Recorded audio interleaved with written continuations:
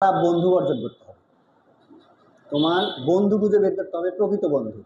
যে আমি কি বুঝতেছি এই ছেলেটা খারাপ, ওর সাথে চলাই বাদ দিতে হবে, চলাই বাদ একবারে অফ ওই সাইড।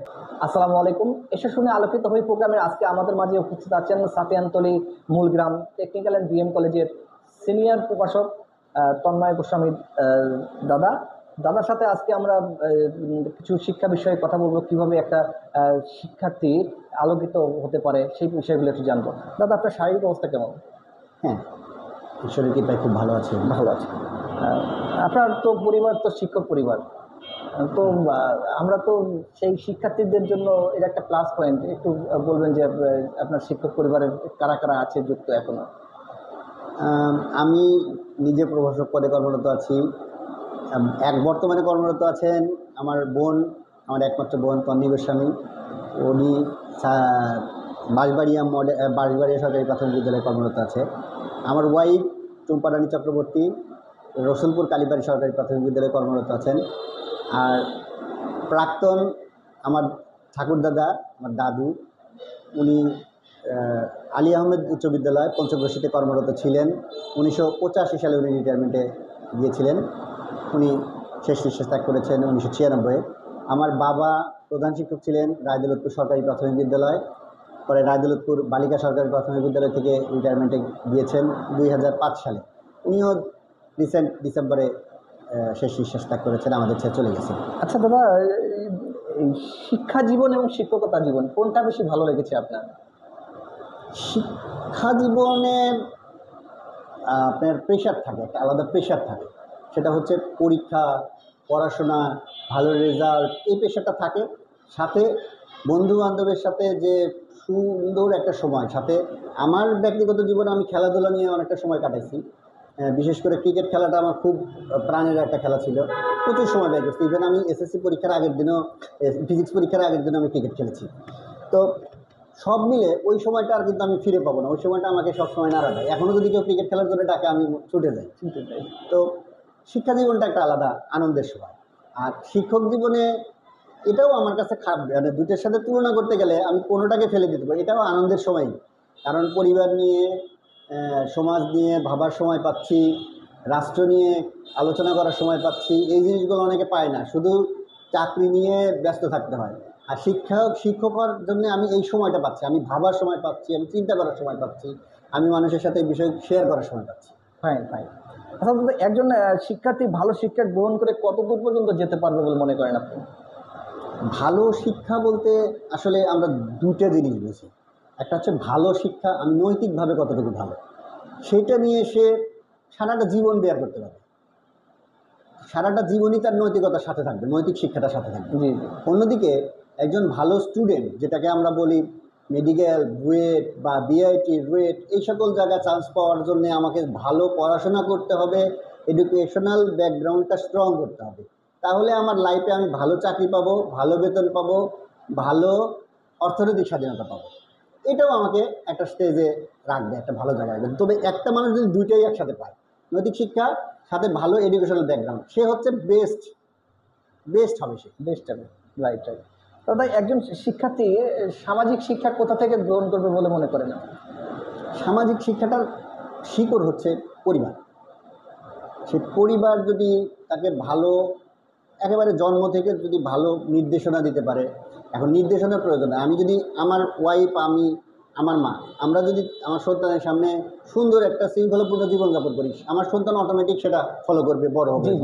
কিন্তু আমরা যদি পারিবারিকভাবে গণ্ডগোল, কথা কাটাকাটি বা একজন আরেকজনের সাথে তর্ক বিতর্কে জড়িত থাকি, ওই ছেলে কখনোই সমাজের জন্য ভালো কিছু দিবে না, রাষ্ট্রের জন্য ভালো কিছু দিবে না।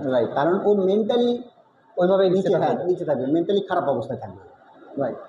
আচ্ছা দাদা, একজন শিক্ষার্থীকে মেধাবী করে তুলতে তার পরিবারের ভূমিকা কতটুকু? পরিবারের ভূমিকা 100-তে মার্ক দিতে গেলে 80 হচ্ছে পরিবার। আপনার পরিবার যদি আপনার ছেলেকে সঠিক পৃষ্ঠপোষকতা না দেয়, তাহলে কখনোই ওই ছেলে ব্রেইনই হতে পারে কিন্তু আগাতে পারবে না। রাইট।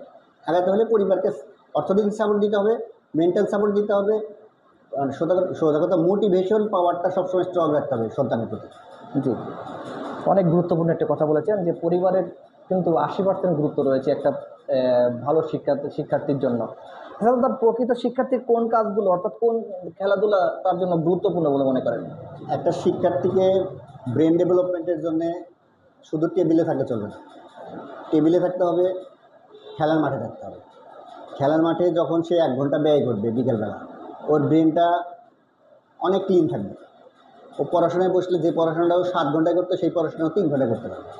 আমার ব্যক্তিগত অভিজ্ঞতা থেকে আমি বলতেছি, আমি যখন খেলাধুলা করতাম তখন আমার পড়াশোনাটা যত আমি দ্রুত গ্যাদার করতে পারতাম। আমার খেলাধুলা ছাড়া যে বোরিং টাইম পার করতাম, তারপরে যখন পড়তে বসতাম পড়ার প্রতি অত থাকতো না, অ্যাট্রাকশন থাকতো না। রাইট।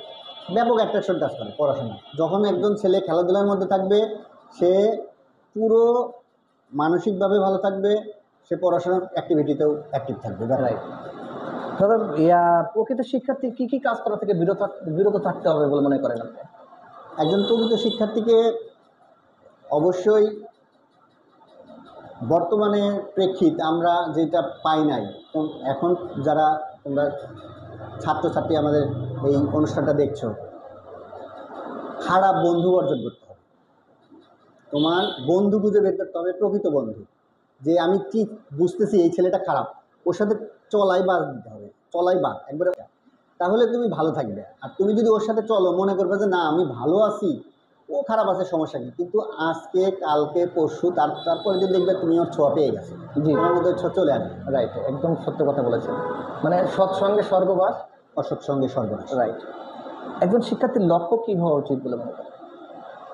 একজন শিক্ষার্থীকে প্রথমেই চিন্তা করতে হবে যে আমি মানুষ, আমার পরিবারকে আমাকে সাপোর্ট দিতে হবে। যেহেতু আমরা এখনও অর্থনৈতিক স্টাবলিশমেন্ট না, জি, যে আমার পরিবারের আমার বাবা মা তাদের মতন অর্থনৈতিক স্টাবলিশ, তারা যেভাবে খুশি চলবে আমি আমার মতো চলবো, সেটা না। আমার পরিবারকে আমাকে সাপোর্ট করতে হবে। তাহলে অবশ্যই অর্থনৈতিক পাওয়ার অর্জন করতে হবে। আর অর্থনৈতিক পাওয়ার অর্জন করতে হলে তোমাকে ভালো পড়াশোনা করতে হবে।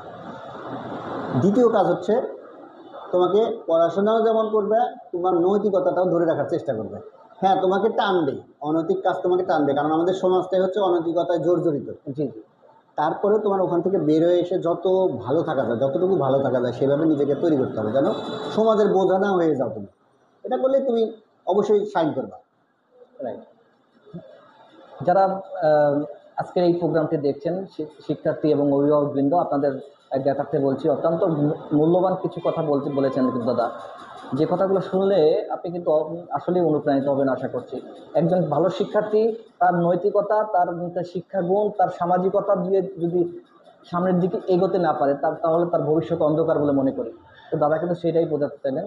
আপনারা এই প্রোগ্রামগুলো দেখতে অবশ্যই কিন্তু নিয়মিত আপনার সন্তানদের পাশে নেবেন, প্রয়োজন হলে যে এই সন্তান আসো এই প্রোগ্রামগুলো দেখি।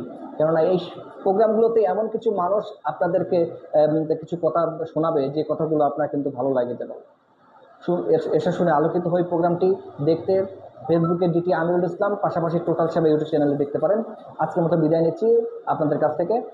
দাদা ভালো থাকুন, সবাই ভালো থাকবেন, নমস্কার, ধন্যবাদ, আসসালামু আলাইকুম।